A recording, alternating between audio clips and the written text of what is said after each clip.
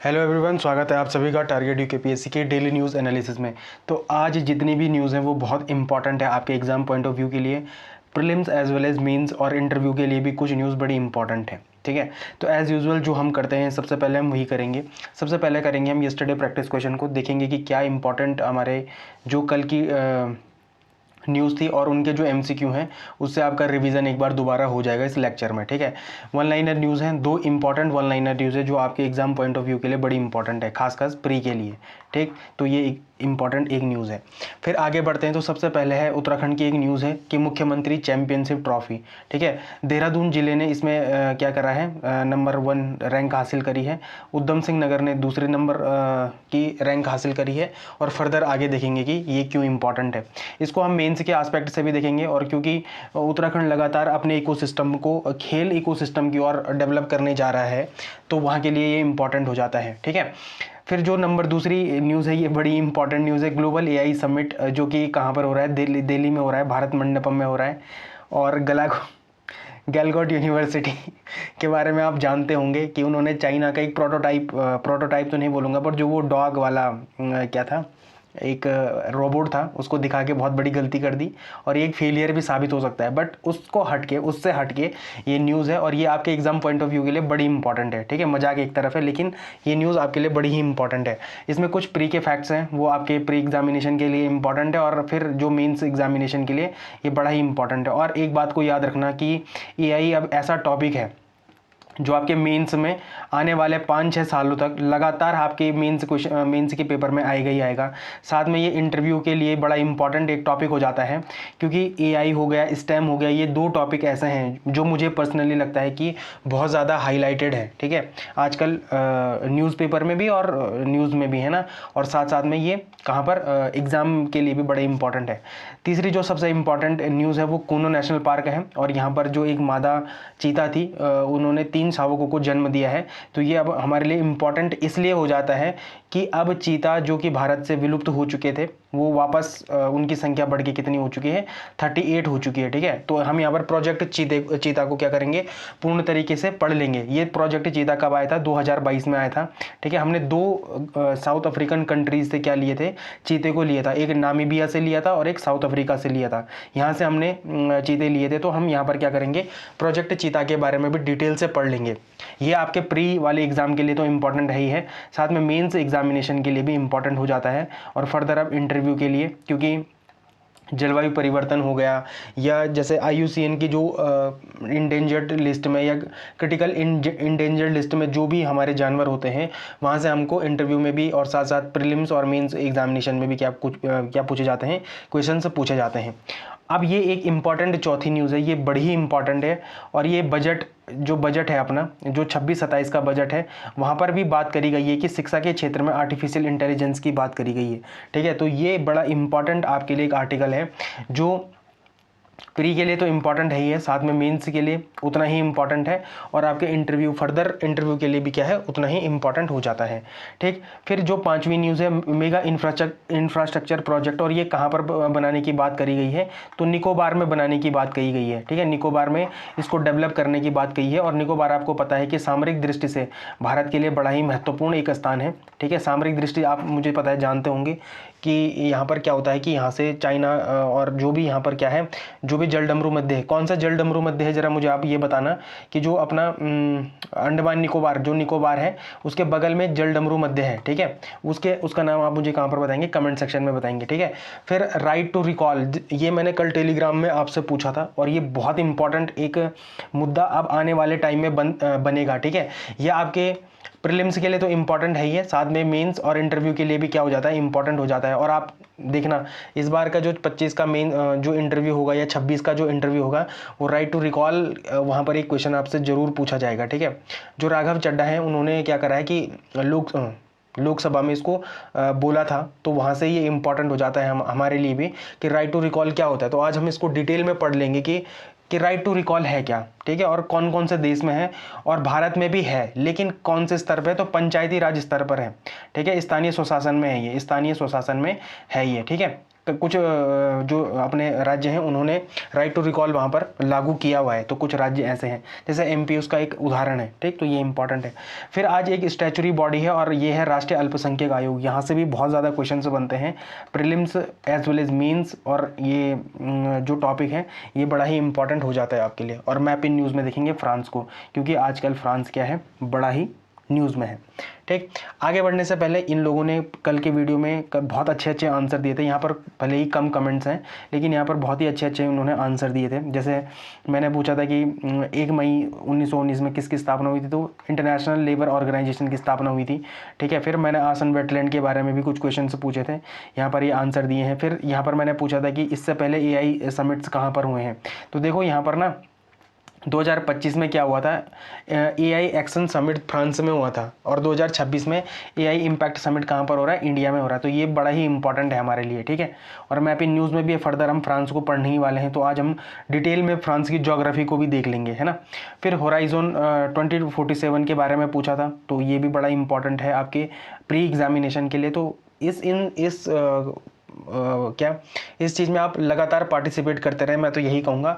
ये आपके प्रीलिम्स वाले एग्ज़ाम के लिए बड़ा ही इंपॉर्टेंट हो जाता है, ठीक है। जो भी लोग टारगेट यूकेपीएससी के टेलीग्राम चैनल से नहीं जुड़े हैं, वो जरूर टारगेट यूकेपीएससी के टेलीग्राम चैनल से जुड़ जाएं। यहाँ पर मैं आपको बीच बीच में कुछ क्वेश्चन पूछता रहता हूँ, जो आपके प्रीलिम्स एग्जामिनेशन के लिए बड़े ही इंपॉर्टेंट होते हैं, ठीक है। साथ में जो भी मैं मेंस के क्वेश्चन आपको देता हूँ, अगर आप उसको आंसर राइटिंग करते हैं तो आप मुझे डायरेक्ट ही कहाँ पर भेज सकते हैं, टारगेट यूकेपीएससी के टेलीग्राम चैनल में आप मुझे इसको भेज सकते हैं, ठीक। तो कल मैंने आपको लैगून के बारे में पूछा, और ये देखो एक लैगून की शानदार फोटो है आपके सामने, ठीक है। और आज हम डिटेल में पढ़ेंगे कि लैगून क्या होते हैं। तो लैगून क्या होते हैं, जब समुद्र की लहरें अपने साथ रेत, मिट्टी, पत्थर किनारे पर लाती हैं, पर धीरे धीरे वहाँ एक क्या बन जाता है, बैरियर बन जाता है। देखो जैसे ये किनारे ये लाई होंगी ना, समुद्र लाया होगा इस मिट्टी रेत को, ठीक है। और यहाँ पर अब क्या बन चुका है, बैरियर बन चुका है, ठीक है। क्या बन चुका है, बैरियर बन चुका है, ठीक है। तो जब बैरियर बन जाता है, तो जब यह बैरियर समुद्र के एक हिस्से को घेर लेता है, तो वह हिस्सा मुख्य समुद्र से कट जाता है और एक उथली झील जैसा बन जाता है। तो इसे ही क्या कहते हैं, लैगून कहते हैं। लैगून की क्या विशेषता है, तो लैगून की क्या विशेषता है, पहले उथला पानी। लैगून आमतौर पर बहुत गहरे नहीं होते। देखो ये ना स्टेटमेंट वाइज वाले क्वेश्चन में आता है कि अगर आपको लैगून के बारे में जब भी प्रीलिम्स में क्वेश्चन पूछेगा, तो वो स्टेटमेंट वाइज क्वेश्चन पूछेगा कि लैगून आमतौर पर गहरे होते हैं, तो वो नहीं होते। आमतौर पर लैगून क्या नहीं होते, गहरे नहीं होते। खारापन कितना होता है, इनका पानी खारा होता है, क्योंकि यह समुद्र से ही जुड़ा होता है। हालांकि कभी कभी नदियों का पानी, इसमें मीठा पानी भी मिलने से ये क्या हो जाता है, यह ब्रैकिश। और ब्रैकिश मतलब क्या होता है, हल्का खारा। हल्के खारे को क्या कहता है, ब्रैकिश कहते हैं। तो जैसे ये शब्दावली है ब्रैकिश, और ये क्या होता है, जब एग्जाम में आता है ना, तो ब्रैकिश भी हो सकता है वहां पर सीधा सीधा, वहां पर ये ब्रैकेट में ही आपकी मदद के लिए ऐसा नहीं लिखेगा वहां पर कि हल्का खारा। तो आपको ऐसे शब्द भी याद होने चाहिए कि ब्रैकिश मतलब क्या होता है। ब्रैकिश मतलब होता है हल्का खारा पानी, तो वहां पर क्या होता है, हल्का खारा पानी मिलता है। कनेक्शन क्या होता है, लैगून पूरी तरह बंद होते हैं, संकरे रास्ते के जरिए समुद्र का पानी इसमें आता जाता रहता है, ठीक है। तो मतलब ऐसा नहीं कि पूर्ण तरीके से बंद होंगे, यहाँ पर छोटे छोटे छिद्र होंगे, तो ये समुद्र का पानी आता भी रहता है और जाता भी रहता है, ठीक है। इनर आउट होता रहता है ये समुद्र का पानी, ठीक है। लैगून कितने प्रकार के होते हैं, तो लैगून 2 प्रकार के होते हैं। पहला है तटीय लैगून, यह रेतीले तटों के पास बनते हैं। भारत की चिल्का झील इसी का क्या है, एग्जाम्पल है। तो देखो लैगून 2 तरीके के होते हैं। मैंने कल आपको एटॉल के बारे में भी बताया था, ठीक है। एटॉल क्या होते हैं, जो मूंगा की चट्टाने होते हैं, जो कोरल रीफ होते हैं, एक तो वो वाले होते हैं लैगून। एक तटीय लैगून होते हैं, कोस्टल लैगून होते हैं। तो कोस्टल लैगून क्या होते हैं, वो रेतीले तट के पास बनते हैं, कोस्टल लैगून, ठीक है। जैसे भारत में क्या है, चिलिका झील है। और एटॉल लैगून क्या होते हैं, तो ये कोरल रीफ मूंगे की चट्टानों के बीच बनते हैं। ये अक्सर गोल या उंगली के आकार के होते हैं और समुद्र के बीचों बीच स्थित होते हैं। जैसे अपना लक्षद्वीप है, तो कल मैंने आपको लक्षद्वीप में बताया था कि वो पूरा का पूरा क्या बना है, एटॉल रीफ से बना है, एटॉल कोरल से बना है। तो वही क्या होता है, एटॉल लैगून भी वहीं पर बनते हैं, ठीक है। चारों तरफ उसके क्या हो जाते हैं, पानी के चारों तरफ क्या आ जाते हैं भाई, कोरल रीफ आ जाते हैं। तो उसे ही क्या कहते हैं, एटॉल लैगून कहते हैं। तो मुझे ऐसा लगता है कि आपको लैगून के 2 प्रकार पता चल गए होंगे। अब भारत के कुछ प्रमुख लैगून कौन कौन से हैं। भारत के पास एक लंबी तटरेखा है। अब देखो सुनो, एक नई तटरेखा, मतलब एक नई तटरेखा का एक दोबारा से मापन हुआ है। अब आपको मुझे गूगल में बताना है, पहले भारत की तटरेखा की लंबाई कितनी थी और अब बढ़ के कितनी हो चुकी है, बड़ी है, ठीक है। तटरेखा का दोबारा से क्या हुआ है, मतलब उसको मापा गया है, तटरेखा को दोबारा मापा गया है, ठीक है। ये करंट अफेयर में था। अब इसकी क्या बन चुकी है, लंबाई बढ़ चुकी है, तटरेखा की, अपनी तटरेखा की लंबाई बढ़ चुकी है। तो आपने मुझे बताना है कि वो कितनी बढ़ चुकी है। इसलिए यहाँ कुछ बहुत सुंदर और प्रसिद्ध लैगून पाए जाते हैं, जैसे चिलिका झील। चिलिका झील कहाँ पर भाई, उड़ीसा में है। चिलिका झील में INC इंडियन नेवी, ठीक है, इंडियन नेवी की यहाँ पर ट्रेनिंग भी होती है चिलिका झील में, ठीक है। यह भारत का सबसे बड़ा और दुनिया का दूसरा सबसे बड़ा लैगून है। तो आपको मुझे बताना है, आपने मुझे बताना है कि दुनिया का सबसे बड़ा लैगून कौन सा है। दूसरे पे तो चिलिका झील है, लेकिन सबसे बड़ा लैगून झील कौन सी है विश्व में, किसकी, लैगून की, ठीक है। तो ये आपको कमेंट सेक्शन में बताना है। पुलिकट झील ये कहाँ पर है, आंध्र प्रदेश और तमिलनाडु में है। यह भी एक महत्वपूर्ण, बहुत ही महत्वपूर्ण लैगून झील है। आज से कुछ साल पहले 2023 के प्रिलिमिनरी एग्जाम में, UPSC के प्रिलिमिनरी एग्जाम में ये पुलिकट लेक के बारे में आया हुआ है क्वेश्चन, ठीक है। स्टेटमेंट वाला क्वेश्चन था कि पुलिकट लेक किन दो क्या बोलते हैं राज्यों के बीच में है। तो एक आंध्र प्रदेश के बीच में है, तमिलनाडु के बीच में है। तमिलनाडु में इसका आकार ज़्यादा है, आंध्र प्रदेश में इसका आकार ज़्यादा है, तमिलनाडु में इसका आकार कम है, ठीक है। इस बात को याद रखना, तमिलनाडु में इसका आकार कम है। अगर ये है 90-10 का रेशियो है, 90% जो पुलिकट लेक है वो कहाँ पर है, आंध्र प्रदेश में है, और 10% जो पुलिकट लेक है वो कहाँ पर है, तमिलनाडु में है। तो आप इसको एक बार क्या करना, क्रॉस चेक भी कर लेना, लेकिन जहाँ तक मैं श्योर हूँ ये ऐसा ही है। फिर वेम्बनाड लेक, तो वेम्बनाड झील कहाँ पर है भाई, केरल में है। और केरल के बैक वाटर्स असल में लैगून का ही एक रूप है। तो आपने मुझे बताना है कि बैक वाटर्स क्या होता है। बैक वाटर्स क्या होता है, देखो मतलब बताने का तो मैं भी बता दूंगा, लेकिन जब आप इनको गूगल करोगे ना, फिर आपको एक अच्छी क्लैरिटी होगी इसके बारे में, ठीक है। और ज्योग्राफी में सबसे इंपॉर्टेंट होती है वोकैब। ज्योग्राफी और इकोनॉमिक्स में जो सबसे इंपॉर्टेंट चीज़ होती है वो वोकैब होती है, ठीक है। तो बैक वाटर से जरा आप गूगल सर्च करना, और ये क्या होता है इसको कमेंट सेक्शन में मुझे भी बताना, ठीक है। ये क्यों महत्वपूर्ण होती है, मतलब लैगून क्यों महत्वपूर्ण होते हैं। तो सबसे पहले है जैव विविधता के लिए। यहाँ मछली, झींगे और दुर्लभ पक्षियों का बसेरा होता है, ठीक है।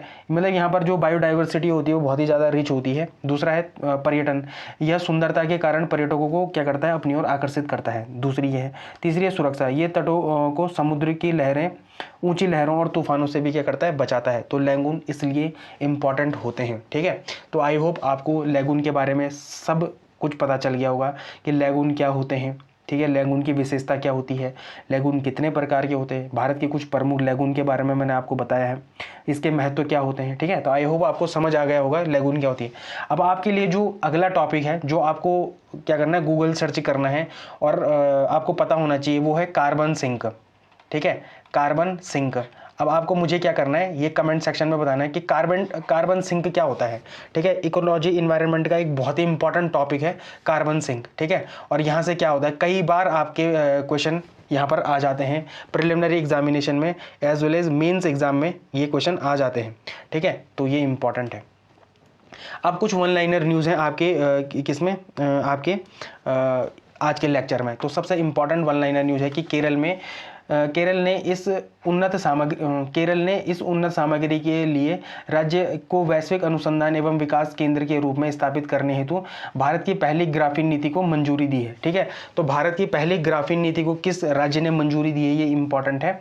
तो वो किसने दी है, केरल ने दी है, ठीक है। और जो क्रिकेट स्टार स्मृति मंदाना को भारत की विश्व कप सफलता में उनकी भूमिका के लिए BBC Indian sports women of the year 2025 चुना गया। तो ये आपके क्वेश्चन पेपर में आ सकता है कि BBC Indian sports women of the year 2025 किस महिला को चुना गया है, या किस क्रिकेटर को चुना गया है। तो वो कौन है, स्मृति मंदाना है, ठीक है। और भारत की पहली ग्राफीन नीति लागू करने वाला, मंजूरी देने वाला जो राज्य है वो कौन है, तो वो केरल है, ठीक है। तो ये दो इंपॉर्टेंट वन लाइनर न्यूज़ आपकी ये हुई, ठीक है। अब देखते हैं यस्टरडे प्रैक्टिस क्वेश्चन को। तो यस्टरडे प्रैक्टिस क्वेश्चन में हाल ही में बर्ड काउंट इंडिया द्वारा आयोजित ग्रेट बैकयार्ड बर्ड काउंट के 14वें संस्करण में सर्वाधिक पक्षी प्रजाति दर्ज करने के मामले में उत्तराखंड देश के कौन से स्थान पे था, तो दूसरे स्थान पे था। पहले स्थान पे कौन था, तो पश्चिम बंगाल था, ठीक है, वेस्ट बंगाल था। और तीसरे नंबर पर कौन था, तो असम था, ठीक है। और दूसरे नंबर पर कौन था, तो अपना उत्तराखंड था, ठीक है। तो ये आपने कल का ये लेक्चर था, कल के लेक्चर में हमने इसको डिटेल में पढ़ा है, क्यों इंपॉर्टेंट है, ठीक है। और क्या यहाँ पर जो कहाँ कहाँ पर कितने कितने मिले हैं। तो पहला, दूसरा, तीसरा मैंने आपको बता दिया। पहले नंबर पर वेस्ट बंगाल है, दूसरे पे अपना उत्तराखंड है और तीसरे पे कौन है, असम है। ठीक है, जो दूसरा इंपॉर्टेंट न्यूज़ था वो टाटा एयरबस और H125 हेलीकॉप्टर असेंबली से लेकर था। तो ये कहाँ पर हो रही है, ये कहाँ पर असेंबल होगा, तो ये कर्नाटक में होगा। ठीक है, तो ये इंपॉर्टेंट था। H125 हेलीकॉप्टर के बारे में हमने देखा कि ये माउंट एवरेस्ट में उड़ान भरने वाला एकमात्र कौन है, हेलीकॉप्टर है जिसने माउंट एवरेस्ट के ऊपर क्या करा है, हवाई उड़ाऊ मतलब हवा की मतलब उड़ा है वहाँ पर, ये कहाँ पर, माउंट एवरेस्ट के ऊपर। ठीक, तो ये इंपॉर्टेंट है। फिर जो अगली न्यूज़ है वो है, मतलब जो अगला क्वेश्चन है वो है कि हाल ही में केंद्र सरकार द्वारा अनुमोदित स्टार्टअप इंडिया फंड FOF 2.0 के संबंध में निम्नलिखित कथनों पर विचार करें। इसका कुल कोष 10,000 करोड़ निर्धारित किया गया है, तो ये बिल्कुल सही है। इसका मुख्य उद्देश्य डीप टेक और उन्नत विनिर्माण के क्षेत्रों में नवाचार को बढ़ावा देना, तो ये भी बिल्कुल सही है। यह पहल विकसित भारत 2047 के विजन के अनुरूप है, तो ये भी बिल्कुल सही है। इसका बी बॉल क्या है, सही ऑप्शन है। ठीक, तो ये भी इंपॉर्टेंट था। फिर कल हमने इन्फोर्समेंट डायरेक्टरेट के बारे में पूरे डिटेल में चर्चा करी, पूरे डिटेल में पढ़ा है, और उसी का ये क्वेश्चन है कि ये इसकी स्थापना कब हुई। तो इसकी स्थापना हुई थी 1 मई 1956 को हुई थी। ठीक है, तो ये इंपॉर्टेंट है। अब देख लेते हैं सबसे पहले उत्तराखंड न्यूज़ की तरफ। तो उत्तराखंड न्यूज़ में जो सबसे इंपॉर्टेंट न्यूज़ है वो मुख्यमंत्री चैंपियनशिप ट्रॉफी है। ठीक, ये बड़ा इंपॉर्टेंट है। तो देहरादून ने पहली मुख्यमंत्री चैंपियनशिप ट्रॉफी जीत ली है। देखो, जब भी कोई ट्रॉफी पहली बार हो रही है, मतलब जो मुख्यमंत्री चैंपियनशिप ट्रॉफी है ये पहली बार हुई है, और इसको किसने जीता है, देहरादून ने जीता है। तो यहाँ पर पेपर में आने के चांसेस इसके बढ़ जाते हैं। ठीक है, और इस आयोजन में राज्य सरकार ने हल्द्वानी में नई स्पोर्ट्स यूनिवर्सिटी, खिलाड़ियों के लिए सरकारी नौकरियों में 4% का आरक्षण और 38वें राष्ट्रीय खेलों में राज्य के ऐतिहासिक प्रदर्शन की जानकारी साझा करी थी। देखो, 38वें राज्य खेल तो कहाँ पर हुए थे, अपने उत्तराखंड में हुए थे।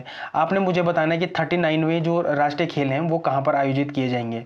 39 जो 39वें संस्करण के राष्ट्रीय खेल हैं वो किस राज्य में आयोजित किए जाएंगे, ये आपने मुझे कहाँ पर बताना है, कमेंट सेक्शन में बताना है। ठीक है, तो 38वें राष्ट्रीय खेल उत्तराखंड ने यहाँ पर कितने पदक जीते थे, 103 पदक जीते थे, और अंक तालिका में कितनेवें स्थान पर था, तो 7वें स्थान पर था। ठीक, तो ये आपके लिए प्रीलिम्स के लिए इंपॉर्टेंट फैक्ट हो जाता है। स्पोर्ट्स यूनिवर्सिटी और राज्य की पहली स्पोर्ट्स यूनिवर्सिटी कहाँ पर खुलने जा रही है, तो हल्द्वानी में बनाई जाएगी, ये भी आपके लिए बड़ा इंपॉर्टेंट है। नई खेल नीति के तहत देखें तो राज्य सरकार में पदक विजेता खिलाड़ियों के लिए सरकारी नौकरी में कितना % आरक्षण है, तो 4% इनको क्या मिलेगा, हॉरिजॉन्टल रिजर्वेशन की व्यवस्था की गई है। चैंपियनशिप में विजेता, तो मुख्यमंत्री चैंपियनशिप ट्रॉफी 2025-26 में देहरादून पहले नंबर पर है, उधम सिंह नगर दूसरे नंबर पर है, और तीसरे नंबर पर कौन है, हरिद्वार है। ये आपसे क्वेश्चन पूछा जा सकता है, क्रोनोलॉजिकल ऑर्डर में भी पूछा जा सकता है कि जो मुख्यमंत्री चैंपियनशिप ट्रॉफी है उसमें पहला स्थान किसने प्राप्त किया है, तो देहरादून ने प्राप्त किया है। दूसरा स्थान किसने प्राप्त किया है, तो वो उधम सिंह नगर ने प्राप्त किया है। तीसरा स्थान किसने प्राप्त किया है, तो वो किसने प्राप्त किया है भाई, तो वो हरिद्वार ने प्राप्त किया है। ठीक है, तो ये इंपॉर्टेंट है आपके लिए।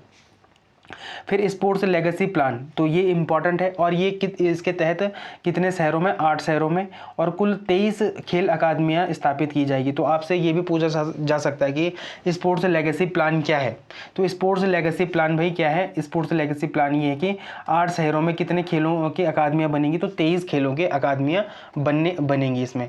अब आप इसको ना कहाँ पर जोड़ेंगे, तो GS पेपर 6 उत्तराखंड इकोनॉमी से आप इसको डायरेक्ट क्या कर सकते हैं, रिलेट कर सकते हैं। तो सरकारी नीतियों और युवा कल्याण के लिए सरकार क्या कर रही है। ठीक है, तो उत्तराखंड सरकार की युवा और रोजगार नीतियाँ नई खेल नीति पर क्या दे रही है, 4% का आरक्षण दे रही है, और क्या कर रही है, मासिक छात्रवृत्ति भी दे रही है, और खेल उपकरण में सहायता भी कर रही है। मतलब सरकार लगातार क्या कर रही है, चाहे नौकरी में हो आरक्षण, वहाँ पर भी आरक्षण दे रही है, मंथली स्कॉलरशिप की बात हो, है ना, वहाँ पर भी स्कॉलरशिप दे रही है, और जो खेल के उपकरण है वहाँ पर भी क्या दे रही है, खेल उपकरण में सहायता दे रही है। कौन, द गवर्नमेंट ऑफ उत्तराखंड। ठीक है, तो ये इंपॉर्टेंट हो जाता है। फिर अगर इंफ्रास्ट्रक्चर डेवलपमेंट की बात करें तो अभी हमने देखा था कि स्पोर्ट्स अकादमी कहाँ कहाँ पर बनने जा रही है, तो 8 शहरों में 23 स्पोर्ट्स अकादमी बनने जा रही है।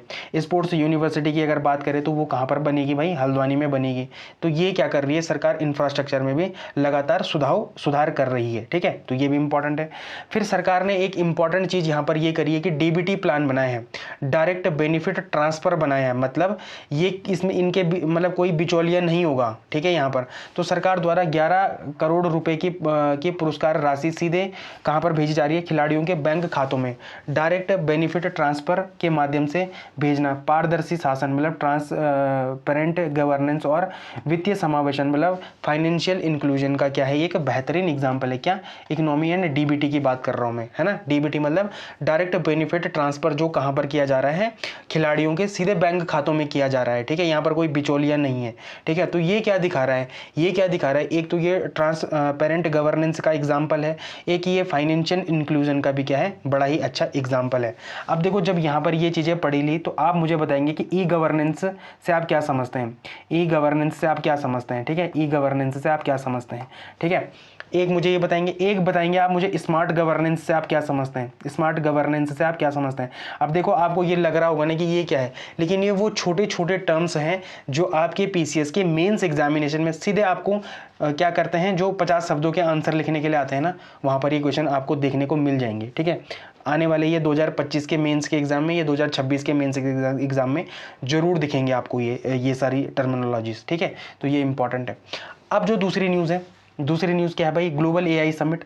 और जो आपको पता ही है, जो गैलगॉट यूनिवर्सिटी थी उसने तो यहाँ पर अपनी मतलब उससे अपनी इस जो अपनी एआई समिट हो रही है उसमें उसने एक गलत इम्पैक्ट डाला है, बट उसके अलग, उससे इतर क्या हो रहा है। देखो भारत ने ग्लोबल एआई समिट में ओपन सोर्स और लोकतांत्रिक एआई की वकालत करी है, ठीक है। मतलब डेमोक्रेटिक एआई की बात करें, चाहे ओपन सोर्स एआई की बात करें, वहाँ पर भारत सरकार ने इसकी वकालत करी है। वहीं दूसरी ओर गूगल ने भारत में एआई डेटा सेंटर, साप्सी केबल और एआई रिसर्च के लिए 15 अरब डॉलर के बड़े निवेश व अहम साझेदारी की घोषणा करी है। तो ये सारी चीज़ें क्या हो जाती हैं, बड़ी इंपॉर्टेंट हो जाती है। सुंदर पिचई भी कहाँ पर आए थे, भारत में आए हैं, दिल्ली में आए हैं, और उनकी मुलाकात किससे हुई थी, प्रधानमंत्री नरेंद्र मोदी जी से हुई थी। तो वहाँ पर जो गूगल क्या कर रहा है, एआई डेटा सेंटर बनाने की बात कर रहा है, और साप्सी केबल और क्या कर रहा है, एआई रिसर्च के लिए 15 अरब डॉलर का क्या कर रहा है, निवेश कर रहा है। तो ये क्या है, क्या हो जाता है, भारत के लिए एक अच्छा इंपैक्ट डालता है, ठीक है। तो कुछ प्रीलिम्स के फैक्ट है, जैसे क्या, इंडिया एआई इंपैक्ट समिट में जो सुंदर पिचई हैं वो कहाँ पर आए थे, तो वो नई दिल्ली में आए हैं, ठीक है। गूगल का मेगा निवेश क्या हो रहा है कि 15 अरब डॉलर का क्या कर रहे हैं, सीधे क्या कर रहे हैं, एआई डेटा सेंटर के लिए क्या कर रहे हैं, अपने निवेश कर रहे हैं। और ये निवेश कहाँ पर होगा, तो ये आंध्र प्रदेश में होगा, ठीक है। कल मैंने आपको एक क्वेश्चन पूछा था, जैसे मैंने वहाँ पर पूछा था कि जो H125 है ये किसको मिला है, कर्नाटका को मिला है, इसके मैन्युफैक्चरिंग के लिए, ठीक है। अब यहाँ पर देखो जो एआई डेटा सेंटर है इसको स्थापित करने की बात कहाँ पर मिली है, आंध्र प्रदेश को मिली है। उत्तराखंड इनमें पीछे क्यों रह जाता है, कल कुछ लोगों ने अपने बहुत ही बेहतर क्या दिए थे, अपने विचार दिए थे, और मैं इन सब चीज़ों से बड़ा ही खुश हुआ कि लोग अब एनालिटिकल वे में भी सोचना शुरू कर रहे हैं। एस्पिरेंट्स जो हैं वो एनालिटिकल वे में भी सोचना शुरू कर रहे हैं। तो थोड़ा अपने दिमाग में ऐसी चीज़ों को भी रखो अपने दिमाग में, क्योंकि ये आपको कहाँ पर फ़ायदा देगा, ये आपको मेंस एग्जामिनेशन में फ़ायदा देगा कि ऐसी कौन सी कमी है कि उत्तराखंड ये नहीं कर पा रहा है, ऐसी कौन सी कमियाँ हैं कि उत्तराखंड निवेश नहीं ले पा रहा है। तो ये सारी वही कमियां हैं, ठीक है। सब चीज का एक ही आंसर है, जो कल लोगों ने मुझे आंसर दिया, कल की वीडियो के कमेंट सेक्शन में आप लोग देखना, कुछ लोगों ने वहां पर बहुत ही शानदार आंसर दिए। फिर साप्सी केबल साझेदारी की अगर बात करें तो अंतर्राष्ट्रीय साप्सी गेटवे बनाने के लिए गूगल ने किन भारतीय कंपनियों के साथ साझेदारी करी है, तो अडानी ग्रुप और एयरटेल के साथ करी है, ठीक है। फिर गूगल डीप माइंड के बारे में है कि गूगल डीप माइंड ने एआई रिसर्च को बढ़ावा देने के लिए किसके साथ साझेदारी करी है, तो अनुसंधान नेशनल रिसर्च फाउंडेशन ANRF के साथ क्या करी है, इसने साझेदारी करी है।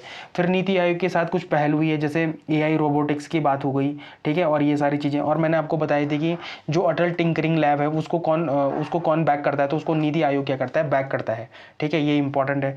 फिर दिल्ली डिक्लेरेशन के बारे में कि ट्रस्टेड एआई कॉमन्स और ग्लोबल एआई इम्पैक्ट कॉमन्स की पहल जो करी है वो किस आधार पर है, तो वह ओपन सोर्स और लोकतांत्रिक एआई के बेस पे है, ठीक है।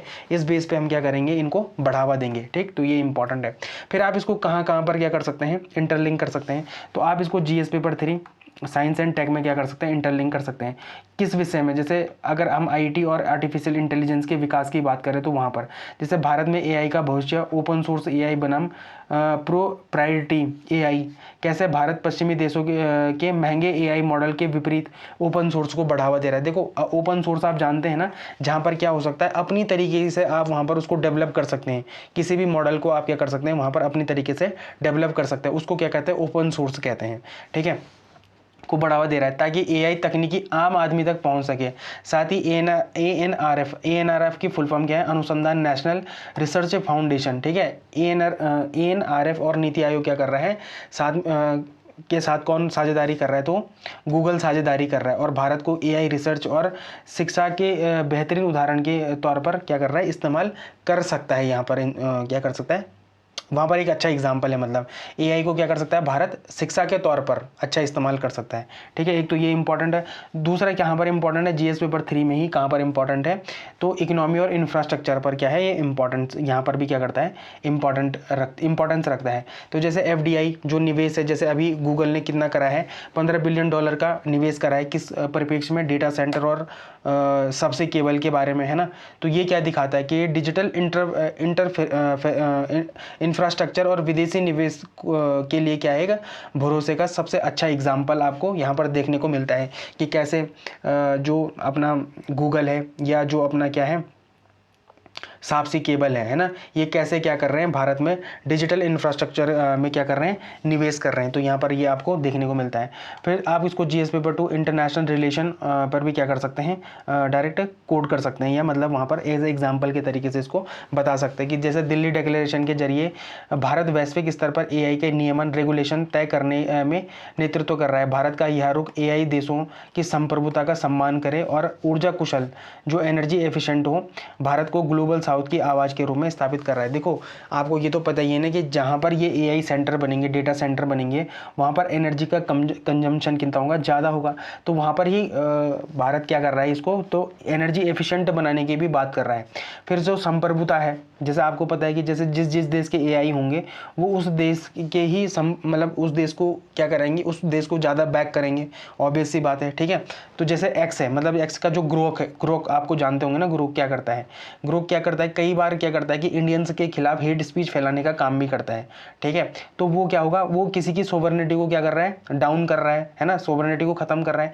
लेकिन भारत क्या कर रहा है, लगातार ऐसे एआई का विकास कर रहा है। एक तो वो किसी देश की संप्रभुता का क्या करेगा, उल्लंघन नहीं करेगा, उनका सम्मान करेगा। दूसरा क्या करेगा, एनर्जी एफिशिएंट बनाने की बात कर रहा है यहाँ पर। ठीक है, तो ये आपके लिए बड़ा ही इंपॉर्टेंट है। ये आपके लिए एक एमसीक्यू है, आई होप इसका आप क्या करेंगे, कमेंट सेक्शन में आंसर करेंगे। ये बड़ा ही इंपॉर्टेंट आपके लिए क्वेश्चन है। अब जो अगली न्यूज़ है वो कूनो नेशनल पार्क से है भाई, है ना, और ये आपके लिए बड़ा इंपॉर्टेंट है। कूनो नेशनल पार्क कहाँ है, तो मध्य प्रदेश में है। ठीक है, तो मध्य प्रदेश में कूनो नेशनल पार्क में दक्षिण अफ्रीका मादा चीता गामिनी ने 3 शावकों को क्या दिया है, जन्म दिया है, जिससे भारत में चीतों की संख्या बढ़कर कितनी हो चुकी है, 38 हो गई है। ठीक है, अब कुछ इसमें प्रीलिम्स के फैक्ट है। जैसे कूनो नेशनल पार्क कहाँ पर है, तो मध्य प्रदेश में भाई। चीता का मूल जो ओरिजिन है वो कहाँ पर है, तो मादा चीता गामिनी को दक्षिण अफ्रीका से लाया गया था।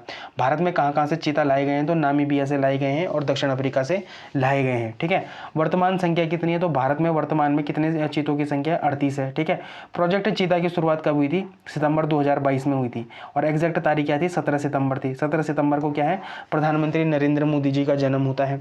15 सितंबर को उत्तराखंड क्या मनाता है, जागर दिवस मनाता है। 15 सितंबर को ही किसका जन्मदिन है, तो प्रीतम भरतवाण जी का जन्मदिन भी है। ठीक है, 15 नहीं 17 सितंबर, सॉरी यहाँ पर 17 सितंबर की बात है। ठीक है, 17 सितंबर को क्या है, नरेंद्र मोदी जी का जन्म है और 17 सितंबर को ही क्या हुआ था, प्रोजेक्ट टाइगर की शुरुआत हुई थी। ठीक है, 2022 में। और 17 सितंबर को ही क्या मनाते हैं, हम जागर दिवस मनाते हैं। और 17 सितंबर को क्या हुआ था, प्रीतम भरतवाण जी का जन्मदिन भी होता है। ठीक है, तो ये सारी चीज़ें इंपॉर्टेंट है। फिर पर्यावरण स्थिति क्या है, तो अफ्रीकी चीते का आयुसीएन स्टेटस क्या है, संवेदनशील है, वनरेबल है। जबकि एशियाई चीते केवल और केवल कहाँ पर मिलते हैं, तो ईरान में मिलते हैं। कौन मिलते हैं, एशियाई चीते मिलते हैं और उनकी आयुसीएन जो स्टेटस है वो क्या है, क्रिटिकल इंडेंजर्ड है। आपने मुझे आयुसीएन के बारे में सारी डिटेल कहाँ पर बतानी है, कॉमेंट सेक्शन में बतानी है। ठीक है, कि आयुसीएन की स्थापना कब हुई, आयुसीएन में कितने लिस्ट हैं। ठीक है, थोड़ा बहुत मतलब जो एक हल्की सी जानकारी होती है वो आपने मुझे कहाँ पर बतानी है, कमेंट सेक्शन में बतानी है। और जो भारी जानकारी होगी मतलब जो डिटेल में होगा वो आपको अपने दिमाग में रखनी है, ठीक। तो ये एक इंपॉर्टेंट न्यूज़ है, ठीक है। अब आप इसको मेंस में कहाँ कहाँ पर जोड़ेंगे, तो जीएस पेपर 3 कहाँ पर इन्वायरमेंटल इकोलॉजी से आप इसको क्या कर सकते हैं, डायरेक्ट ही कनेक्ट कर सकते हैं। सबसे पहले जैसे बायोडाइवर्सिटी कंजर्वेशन की बात करते हैं, तो प्रजातियों के पुनर्वास का महत्व और यह कैसे पारिस्थितिक संतुलन बनाने में मदद करता है। एक तो आप यहाँ पर इसको क्या कर सकते हैं, कोड कर सकते हैं। दूसरा है कि शीर्ष शिकारियों की भूमिका, ठीक है। जो एपेक्स प्रेडेटर्स होते हैं जैसे खाद्य श्रृंखला और घास के मैदानों को स्वस्थ रखने में चीते जैसे शीर्ष शिकारियों की क्या है, भूमिका क्या है, सबसे ज़्यादा है, ठीक है। फिर स्थानांतरण की क्या चुनौतियाँ हैं कि जैसे विदेशी जानवरों को भारतीय जलवायु, बीमारियों और अन्य शिकारियों जैसे तेंदुओं के अनुकूल ढालने में आने वाली चुनौतियाँ। नवीबार शावकों का जन्म इस बात का प्रमाण है कि यह प्रोजेक्ट अब सफलता की और क्या हो रहा है, बढ़ रहा है। तो नवीबार जो गामनी है अपनी, ठीक है, उन्होंने क्या करा है, 3 चीतों को जन्म दिया है। तो वो क्या है, लगातार अब जो हमारी ये प्रोजेक्ट चीता थी वो क्या हो रही है, सफल होने की और बढ़ रही है। तो ये इंपॉर्टेंट है। अब थोड़ा सा हम प्रोजेक्ट चीता के बारे में पढ़ लेते हैं क्योंकि ये इंपॉर्टेंट हो जाता है अब। तो भारत में प्रोजेक्ट चीता दुनिया का पहला क्या है, इंटर कॉन्टिनेंटल वन्यजीव स्थानांतरण कार्यक्रम है, ठीक है। तो ये इंपॉर्टेंट है। अब इसकी जो कुछ हिस्टोरिकल बैकग्राउंड है क्या है, तो विलुप्तता एक्सटेंशन क्या हो गया था, भारत में चीतों का शिकार और उनके आवास के नष्ट होने के कारण 1952 में उन्हें आधिकारिक तौर पर विलुप्त घोषित कर दिया गया था। भारत में अंतिम चीता 1947 में वर्तमान छत्तीसगढ़ के कोरियाई रियासत में देखा गया। तो ये इंपॉर्टेंट है। तो जो भारत में अंतिम चीता देखा गया था वो कब देखा गया था, 1947 में देखा गया था। और कहाँ देखा गया था भाई, छत्तीसगढ़ में देखा गया था। अब इनके पुनर्वास का प्रयास किया जा रहा था, ठीक है। तो भारत में चीतों को वापस लाने की चर्चा 2009 में शुरू की गई थी। 2020 में सुप्रीम कोर्ट ने प्रायोगिक आधार पर अफ्रीकी चीतों को भारत लाने की मंजूरी दी थी, ठीक है। फिर इसकी शुरुआत कब हुई थी, तो 17 सितंबर 2022 को नामीबिया से 8 चीतों का पहला जत्था मध्य प्रदेश के कूनो नेशनल पार्क में लाया गया। इसके बाद फरवरी 2023 में, ठीक है, पहले 22 में लाया गया, फिर फरवरी 2023 में दक्षिण अफ्रीका से कितने चीते लाए गए थे, तो 12 चीते लाए गए थे। पहले 8 कहाँ से लाए थे, हम नामीबिया से लाए थे, ठीक है। मैप इन न्यूज़ में हमने नामीबिया को भी डिटेल में पढ़ लिया है, ठीक है। और उसके बाद जो हम दूसरा खेप लाए थे चीतों का, वो कब लाए थे, 2023 में लाए थे, ठीक है। और वो कहाँ से लाए थे भाई, साउथ अफ्रीका से लाए थे। और कितने लाए थे, 12 चीतों को हम लाए थे। अब प्रोजेक्ट चीते के उद्देश्य और लाभ क्या है, तो सबसे पहला है पारिस्थितिकी संतुलन, ठीक है। तो चीता एक शीर्ष शिकारी है, मतलब एपेक्स प्रेडेटर है। जो आपने फूड चेन पढ़ी होगी ना, वहाँ पर क्या है, शीर्ष प्रेडेटर है, ठीक है। इनकी वापसी से खाद्य श्रृंखला और विशेष रूप से घास के मैदानों के पारिस्थितिकी तंत्र को बहाल करने में क्या मिलेगी, मदद मिलेगी। एक अम्ब्रेला प्रजाति है। चीते बचाने के प्रयास में पूरे जंगल, घास के मैदानों और वहाँ रहने वाले अन्य जीवों जैसे हिरन हो गया, चिंकारा हो गया, का भी स्वतः ही संरक्षण हो जाता है। एक ये भी है। फिर जैव विविधता, बायोडाइवर्सिटी की में वृद्धि होती है। यहाँ पर भारत एकमात्र ऐसा देश बन गया है जहाँ पर बाघ, शेर, लेपर्ड, स्नो लेपर्ड, चीता, ये 5 बड़ी बिल्लियाँ एक साथ पाई जाती है। और एक मैं आपसे एक चीज़ पूछना चाहता हूँ, बिग कैट अलायंस के बारे में कितने लोगों को पता है, बिग कैट अलायंस के बारे में कितने लोगों को पता है, बिग कैट अलायंस के बारे में कितने लोगों को पता है। ज़रा मुझे डिटेल में इसकी जानकारी कहाँ पर दे देना, कमेंट सेक्शन में दे देना। ये आपके प्रीलिम्स के लिए बड़े ही इंपॉर्टेंट है। कुछ क्या है योजनाएं हैं, जैसे बिग कैट अलायंस हो गया, ठीक है। तो इसके बारे में बताना। फिर इको टूरिज्म और आजीविका, तो कूनो नेशनल पार्क और आसपास के क्षेत्रों में पर्यटन बढ़ने से स्थानीय लोगों के लिए रोजगार के नए अवसर पैदा हो रहे हैं। तो ये भी क्या है, एक इंपॉर्टेंट एस्पेक्ट है। अब इसके कुछ कौन से, मतलब कुछ चिंताएं भी हैं, कुछ चैलेंजेस भी हैं। पहली चिंता क्या है, स्थान की कमी। एक चीते को घूमने और शिकार करने के लिए लगभग 100 वर्ग किलोमीटर इलाके की जरूरत पड़ती है। कूनो नेशनल पार्क का क्षेत्रफल 748 वर्ग किलोमीटर है। बढ़ती आबादी के लिए भविष्य में ये क्या पड़ जाएगा, कम पड़ जाएगा। ये नेशनल पार्क की जो एरिया है वो क्या पड़ जाएगी, कम पड़ जाएगी, ठीक है। दूसरी चीज़ है अन्य शिकारियों से संघर्ष, को प्रेडेटर कॉन्फ्लिक्ट्स भी होते हैं। जैसे कूनो में पहले से ही तेंदुआ, लेपर्ड्स की संख्या बहुत अधिक है। चीतों और तेंदुओं के बीच शिकार और इलाके को लेकर हिंसक संघर्ष का भी एक खतरा है, ठीक है। तो ये हो गया। फिर बीमारी और जलवायु, अफ्रीकी चीतों को भारत की गर्म जलवायु और यहाँ के परजीवियों के अनुकूल ढलने में मुश्किल हुई है। शुरुआत में रेडियो कॉलर के संक्रमण और कीड़ों के लगने की वजह से क्या हो गई थी, चीतों की जान भी गई थी। आपको पता होगा कि हमने बीच में ये न्यूज़ भी सुनी थी कि लगातार जो हमने बाहर से चीते लाए हैं वो उनकी क्या हुई है, मृत्यु भी हुई है। ठीक है, लेकिन अब ये लगातार अपने को उस क्या बोल रहे हैं, उस परिवेश में ढाल दे रहे हैं, मतलब ढाल रहे हैं। ठीक है, लगातार। फिर मानव वन्य जीव संघर्ष, चीतों के पार्क की सीमा के बाहर निकल कर पास के गांव और खेतों में चले जाने की घटनाएं सामने आई हैं, जिससे स्थानीय लोगों में डर का माहौल पैदा हुआ है। तो ये सारी चीज़ें इसमें क्या है, चैलेंजेस हैं। ये प्रोज है, ये क्या है, कॉन्स है। अब वे फॉरवर्ड भी है, कुछ कंक्लूजन के साथ वे फॉरवर्ड में आपको ये इंपॉर्टेंट है। तो नए आवास की तलाश, कूनों के अलावा मध्य प्रदेश के गांधी सागर अभ्यारण्य और राजस्थान के मुकुंदरा हिल्स को चीतों के दूसरे घर के रूप में तैयार किया जा रहा है। तो देखो, ये आपको जब आपके पास आएगा ना ये क्या प्रोजेक्ट चीता के बारे में लिखने के लिए, तो आप वहाँ पर वे फॉरवर्ड में बता सकते हैं कि कूनो नेशनल के अलावा कहाँ कहाँ पर हम इनको और स्थानांतरित कर सकते हैं। तो जैसे गांधी सागर अभ्यारण्य हो गया, ठीक है, मध्य प्रदेश का, और फिर राजस्थान का क्या है, मुकुंदरा हिल्स है, वहाँ पर भी क्या हो रहा है, चीतों के नए घर बनाए जाने की तैयारी कर रहे हैं। फिर लगातार निगरानी, चीतों के स्वास्थ्य, उनके शिकार के पैटर्न और उनके व्यवहार पर 24 घंटे क्या रखने की आवश्यकता है, नज़र रखने की आवश्यकता है। ठीक है, तो ये है आपके पास प्रोजेक्ट चीता का MCQ। आई होप आपको क्या हो गया होगा, प्रोजेक्ट चीता पूरी डिटेल में पता चल गया होगा कि प्रोजेक्ट चीता है क्या। ठीक है, तो ये आपके लिए MCQ है, आप इसका क्या कर सकते हैं, कमेंट सेक्शन में आंसर कर सकते हैं। ठीक, अब जो अगली न्यूज़ है, ये अगली न्यूज़ भी आपके लिए बेहद क्या है, इम्पॉर्टेंट है।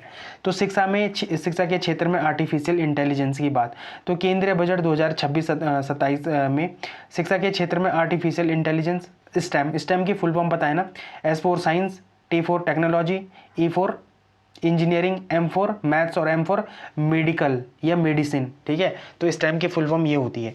और कौशल विकास, स्किल डेवलपमेंट को जोड़कर भविष्य के लिए तैयार और बहुविषयक शिक्षा प्रणाली बनाने पर जोर दिया जा रहा है, जो हमारी न्यू एजुकेशन पॉलिसी 2020 है। ठीक है, ये किसकी सिफारिश पे आई थी, पहले तो आप मुझे कमेंट सेक्शन में ये बताएंगे। लेकिन जो हमारी NEP है वो भी तो यही चीज़ कह रही है, वो भी तो यही चीज़ बोलती है कि बहुविषयक क्या होनी चाहिए, शिक्षा प्रणाली होनी चाहिए। ठीक है, अब कुछ दिन पहले हमने टेलीस्कोप प्रोजेक्ट्स के बारे में पढ़ा था, मैंने आपको कुछ ही दिन पहले, मतलब आज से दूसरे या तीसरे पुराने DNA में होगा ये, कि 3 टेलीस्कोप लगाए जा रहे हैं लद्दाख में। ठीक है, ये मैंने आपको बताया होगा, है ना। तो क्या था, NLOT जो टेलीस्कोप था, जो नेशनल लार्ज ऑप्टिकल टेलीस्कोप है, वो लद्दाख में स्थापित किए जा रहे हैं। जैसे वहाँ पर क्या है, पहले ही हिमालयन चंद्रा टेलीस्कोप है, इसको अपग्रेड करने की बात है। तो ये आपके लिए क्या है, प्रीलिम्स के फैक्ट हैं, ये आज की न्यूज़ में भी थे, है ना। फिर इसके लिए कुछ नई समिति बनाई जा रही है, शिक्षा और रोजगार के बीच तालमेल बढ़ाने के लिए।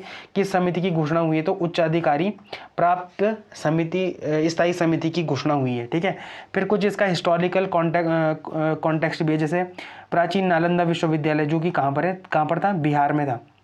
ठीक है, जहाँ खगोल विज्ञान, कानून, साहित्य और गणित जैसे सभी विषय एक साथ पढ़ाए जाते थे। तो ये क्या है, इम्पॉर्टेंट है ना। अब इसको आप अगर मेंस में कहीं पर कनेक्ट करना चाहें तो कहाँ पर कर सकते हैं, सबसे पहले तो आप GS पेपर 3 में इकोनॉमिक एंड सोशल डेवलपमेंट में क्या कर सकते हैं, इसको कनेक्ट कर सकते हैं। तो शिक्षा और रोजगार क्या बोलना चाह रहे हैं यहाँ पर, देखते हैं। शिक्षा और रोजगार का सीधा संबंध अब बदल रहा है। बजट में शिक्षा, रोजगार और उद्यम के बीच संबंधों की जांच के लिए एक उच्चाधिकार प्राप्त स्थायी समिति, हाई पावर्ड स्टैंडिंग कमेटी की घोषणा की गई है। समावेशन और महिला सशक्तिकरण की बात करी गई थी यहाँ पर, कि शिक्षा और तकनीक, जैसे स्टेम में क्या है, साइंस, टेक्नोलॉजी, इंजीनियरिंग और मैथमेटिक्स के क्षेत्र में Tier 2 और Tier 3 की जो महिलाओं की भागीदारी है उसको बढ़ाने पर क्या किया गया है, फोकस किया गया है। फिर जो हमारी NEP 2020 है, उसमें क्या बोला गया है कि उसके विजन में इसमें रटने के बजाय क्या है, व्यवहारिक ज्ञान और अलग अलग विषयों को एक साथ पढ़ने पर जोर दिया जा रहा है। ठीक है, तो यही तो हमारी NEP थी, ये मैं आपको पहले भी बता चुका हूँ, अभी थोड़ी देर पहले। ठीक है, ये भी इंपॉर्टेंट है। फिर इसको GS पेपर 3 साइंस और टेक्नोलॉजी से भी क्या कर सकते हैं, कनेक्ट कर सकते हैं, जैसे आर्टिफिशियल इंटेलिजेंस के प्रभाव। तो AI के युग में सिर्फ तकनीकी दक्षता काफ़ी नहीं है, मशीनों के बढ़ते प्रयोग के कारण अब इंसानों में रचनात्मकता या आलोचनात्मक सोच को अलग अलग विषयों से जोड़ने की क्षमता की अधिक आवश्यकता है। तो जैसे हमारी क्या होती है, क्रिएटिविटी होती है, या जब क्रिटिकल थिंकिंग होती है, उसको क्या है, अलग अलग विषयों में जोड़ने के बजाय क्या है, उसको अब एक साथ क्या करना पड़ेगा, उनको सारी चीज़ें एक साथ डेवलप करनी पड़ेंगी, ठीक है। फिर वैज्ञानिक बुनियादी ढांचा है, जैसे भारत में खगोल विज्ञान हो गया, खगोल विज्ञान को बढ़ावा देने के लिए हम क्या करें, लगातार जैसे हमने क्या लगाए थे, ये टेलीस्कोप लगाए थे, कहाँ पर, लद्दाख में लगाए थे, ठीक है। और उसके साथ हम क्या करेंगे भाई, स्पेसिफिक कैपेसिटी वाले, ये जो साइंटिफिक कैपेसिटी वाले जो हमारे क्या है एआई हैं, उसको हम और क्या करेंगे, मजबूत करेंगे, ठीक। तो ये हो गया। फिर अगर इथिक्स की बात करें तो इंजीनियरों को नैतिक रूप से इथिकल सोचना सीखना चाहिए, और वैज्ञानिकों को इतिहास और दर्शन, मतलब जो अपनी हिस्ट्री और फिलोसफी है उसको एक साथ जोड़ना चाहिए, ठीक है। तो ये भी क्या है, इंपॉर्टेंट है। इस वजह से क्या होगा, जो हमारा इथिकल कॉन्ट्रास्ट होगा वो क्या हो जाएगा, बढ़ जाएगा, है ना। तो ये इंपॉर्टेंट है। फिर यहाँ पर क्या है आपके लिए, ये एमसीक्यू है, ठीक है। तो ये आप मुझे क्या कर सकते हैं, कमेंट सेक्शन में बता सकते हैं। खैर हम इसको हम पहले भी पढ़ चुके हैं एक बार, लेकिन ये आपके लिए फर्दर है, ठीक है। तो ये हो गया। फिर मेगा इंफ्रास्ट्रक्चर प्रोजेक्ट की बात करी गई है, और कहाँ पर करी गई है, तो ग्रेट निकोबार में बनाने की बात करी गई। ग्रेट निकोबार में हमको क्या करना है, ये जो मेगा इंफ्रास्ट्रक्चर प्रोजेक्ट है इसको क्या करना है, डेवलप करना है। तो ये आपके एग्जाम पॉइंट ऑफ व्यू के लिए बड़ा इंपॉर्टेंट हो जाता है। तो जो हमारे नेशनल ग्रीन ट्रिब्यूनल है, देखो नेशनल ग्रीन ट्रिब्यूनल कब बना था, अक्टूबर 2010 में बना था ये, ठीक है। अब आपको मुझे ये बताना है कि इसका वर्तमान में अध्यक्ष कौन है, ठीक है। ये आपके एग्जाम पॉइंट ऑफ व्यू के लिए बड़ा इंपॉर्टेंट है। तो एनजीटी ने सामरिक महत्व को देखते हुए ग्रेट निकोबार में 81,000 करोड़ के मेगा इंफ्रास्ट्रक्चर प्रोजेक्ट को बनाने की अपनी मंजूरी दे दी है। आपके पास क्वेश्चन ये सीधे सीधे आ सकता है कि मेगा इंफ्रास्ट्रक्चर प्रोजेक्ट कहाँ पर बनने जा रहा है, तो कहाँ पर बनने जा रहा है, ग्रेट निकोबार द्वीप में बनने जा रहा है, ठीक है। और ये भी पूछ सकता है कि किसने इसकी मंजूरी दी, तो एनजीटी ने दी थी। एनजीटी के बारे में खुद क्वेश्चन आते हैं कई बार कि एनजीटी की स्थापना कब हुई थी, ठीक है। एनजीटी कौन से संविधान, कौन से अधिनियम से बना है, ये भी आ सकता है क्वेश्चन। या ये भी क्वेश्चन आ सकता है कि एनजीटी के वर्तमान में अध्यक्ष कौन है, तो ये आपको पता होना चाहिए। अगर आप इसकी ज्योग्राफी की बात करें और प्रीलिम्स पॉइंट ऑफ व्यू की बात करें तो इंदिरा पॉइंट भारत का सबसे दक्षिण बिंदु, इसे ग्रेट निकोबार द्वीप पर क्या है, ये स्थित है। अब देखो जैसे यहाँ पर है ना, गेलाथिया बे और कैंपबेल बे, यह नेशनल पार्क इसी द्वीप पे, किस द्वीप पे है भाई, ग्रेट निकोबार द्वीप में। ये आपको पता होना चाहिए, ठीक है। ये कभी भी क्वेश्चन में आ सकता है कि कैंपबेल बे जो नेशनल पार्क है वो कौन से द्वीप में है, ये कौन सी जगह में है, तो निकोबार में, ग्रेट निकोबार में है। ये गेलाथिया बे कहाँ पर है, तो ये भी कहाँ पर है, ग्रेट निकोबार में है। अब अगर आप इसकी जो इन्वायरमेंट की बात करें तो निकोबार मेगापोड, ठीक है, मेगापोड, यह जमीन पर रहने वाला एक पक्षी है, ठीक है, जो केवल निकोबार द्वीप में पाया जाता है। तो पूछा जा सकता है कि निकोबार मेगापोड क्या है, तो ये क्या है, एक प्रकार का पक्षी है, ठीक है, एक प्रकार के क्या है, पक्षी है, जो कहाँ पर मिलता है, केवल और केवल तो ये निकोबार द्वीप समूह में मिलता है। लेदरबैक टर्टल है, जैसे गेलाथिया बे, इनका क्या है, प्रमुख नेस्टिंग साइट है, ठीक है, अंडे देने वाला स्थान है। जरा मुझे बताना, जो टर्टल होते हैं ना, जो हमारे कछुए होते हैं, इसके लिए एक बहुत ही इंपॉर्टेंट कोस्ट है जो उड़ीसा में है, उसका नाम क्या है, ठीक है। वहाँ पर वो रिप्रोडक्शन करने के लिए आते हैं वो टर्टल, और टर्टल की प्रजाति भी बताओ और कौन कहाँ पर है ये, ठीक है। उड़ीसा में कौन सा जो अपना कोस्ट है वो उसके लिए बड़ा फेमस है। फिर कुछ जनजातियां भी मिलती हैं यहाँ पर, जैसे सैम्पेन जनजाति है, वो कहाँ की है, अंडमान निकोबार की। सीधे सीधे क्वेश्चन आते हैं प्रीलिम्स में कि सैम्पेन जनजाति कहाँ की है, गेलाथिया बे कहाँ पर है, कैंपबेल बे कहाँ पर है, निकोबार मेगापोड जो पक्षी है वो कहाँ मिलता है, लेदरबैक टर्टल कहाँ पर मिलता है, कहाँ पर इसकी नेस्टिंग साइड है। तो ये सारे क्वेश्चन प्रीलिम्स के लिए बड़े इंपॉर्टेंट है। किसके किसके परिप्रेक्ष्य में भाई, इकोलॉजी इन्वायरमेंट के परिप्रेक्ष्य में, ठीक है। तो ये जो सैम्पेन जो जनजाति है, यह शिकार करने वाली एक अत्यंत संवेदनशील जनजाति है, पीबीटीजी है मतलब ये, ठीक है, ये इंपॉर्टेंट है, जिनकी संख्या लगभग 250 ही बची है अब। तो निकोबारी 2024 में सुनामी में सबसे ज़्यादा प्रभावित जो समुदाय था वो कौन था, सैम्पेन जनजाति थी, ठीक है। तो ये इंपॉर्टेंट है। फिर आप इसको कहाँ कहाँ पर कनेक्ट कर सकते हैं, तो आप इसको GS paper 3 economic and social development में सीधे कनेक्ट कर सकते हैं, GS paper 3 science and technology environment में क्या कर सकते हैं, कनेक्ट कर सकते हैं, जीएस पेपर 6 इंटरनेशनल रिलेशन और सिक्योरिटी में कर सकते हैं, जीएस पेपर 2 सोशल इश्यूज़ में भी कर सकते हैं। तो जो जीएस पेपर 3 है इकोनॉमिक एंड सोशल डेवलपमेंट में, वो वहाँ पर कहाँ से कैसे करेंगे, तो इंफ्रास्ट्रक्चर एवं इकोनॉमिक ग्रोथ में इसको डायरेक्ट यहाँ पर देखते हैं कि यह प्रोजेक्ट 4 प्रमुख स्तंभों पर टिका है। पहला है ट्रांसपोर्ट, अंतर्राष्ट्रीय हवाई अड्डा, पावर प्लांट और एक टाउनशिप। यह भारत की समुद्री व्यापार क्षमता को बढ़ाएगा। तो ये चारों चीज़ें क्या करेंगे, जो चारों स्तंभ हैं वो क्या करेंगे, वो भारत के समुद्री व्यापार क्षमता को क्या करेंगे, बढ़ाएंगे। फिर यहाँ पर डेमोग्राफिक चेंजेस भी हैं। प्रोजेक्ट के कारण इस द्वीप में आबादी वर्तमान में कितनी है, 8500 है। 8500 से बढ़कर कितनी हो जाएगी 2050 तक, लगभग 6.5 लाख के अनुमान तक पहुंच जाएगी, जिसका वहां से संसाधनों पर भारी प्रभाव पड़ेगा। ठीक है, ये इंपॉर्टेंट है। फिर जीएस पेपर 3 साइंस मतलब जनरल साइंस और एनवायरनमेंट में सीधे क्या करती है, कनेक्ट करती है। जैसे पर्यावरणीय प्रभाव क्या है, यह प्रोजेक्ट के लिए लगभग 130 वर्ग किलोमीटर वन भूमि का डाइवर्जन होगा और करीब 10 लाख पेड़ यहाँ पर काटे जाएंगे। ठीक है, जैव विविधता के लिए भी खतरा है। जैसे यह ग्रेट निकोबार बायोस्फीयर रिजर्व का हिस्सा है। गैलाथिया बे में लेदरबैक कछुओं के घोंसलों और केवल निकोबार में पाए जाने वाले पक्षी निकोबार मेगापोड के आवास यहाँ पर नष्ट हो सकते हैं। तो ये दोनों प्रजातियाँ मैं आपको पीछे भी पढ़ा चुका हूँ कि लेदरबैक कछुओं के बारे में कहाँ पर मिलते हैं, कहाँ पर इनकी नेस्टिंग साइट है, और जो निकोबार मेगापोड है वो क्या है, एक पक्षी है ना, ये इंपॉर्टेंट है। फिर गेलाथिया बे के बारे में हम पढ़ चुके हैं, और जो दूसरा बे था कैंप बेल बे था। ठीक है, वहाँ पर क्या है भाई, ये नेशनल पार्क है। ठीक है ना, तो ये इंपॉर्टेंट है। फिर जो जीएस पेपर 6 में इंटरनेशनल रिलेशन और सिक्योरिटी के लिए बड़ा इंपॉर्टेंट है ये। तो जो भू राजनीतिक महत्व के लिए क्या है कि ग्रेट निकोबार मलक्कड़ जलडमरू मध्य, ये मैं स्टार्टिंग में आपको पूछ चुका हूँ। ठीक है, तो जिसने आंसर दे दिया तो बहुत बढ़िया, जिसने नहीं दिया तो यहाँ पर क्या है, मलक्का जलडमरू मध्य है। तो ये सामरिक दृष्टि के लिए क्या है, अपने लिए बड़ा इंपॉर्टेंट है कि बहुत करीब है, और दुनिया का एक समुद्री क्या है, चेक पॉइंट भी है ये। यहाँ से दुनिया का 30% समुद्री व्यापार होता है, कहाँ से, मलक्का जलडमरू मध्य से होता है। ठीक, तो सामरिक लाभ भी यहाँ पर, स्ट्रैटेजिक एडवांटेज भी है। जैसे हिंद महासागर क्षेत्र में चीन के बढ़ते प्रभाव को संतुलित करने के लिए भारत के लिए यहाँ पर एक क्या है, मिलिट्री और सिविलियन बेस की ज़रूरत है, तो वो भी बन जाएगा यहाँ पर। ठीक, तो ये इंपॉर्टेंट है। फिर जो चौथी एस्पेक्ट है इसका, वो क्या है भाई, सोशल इशू से है। तो मूल निवासियों पर प्रभाव पड़ेगा। जैसे जो सैम्पेन जनजाति है, जिनकी अब आबादी कितनी बची है, 250 ही बची है, जो कि एक विशेष रूप से कमजोर जनजातीय समूह है, पीवीडीजी है। और निकोबारी जनजातियों के लिए अधिकारों और उनके विस्थापन का एक बड़ा क्या है, यह मुद्दा क्या है, अहम है।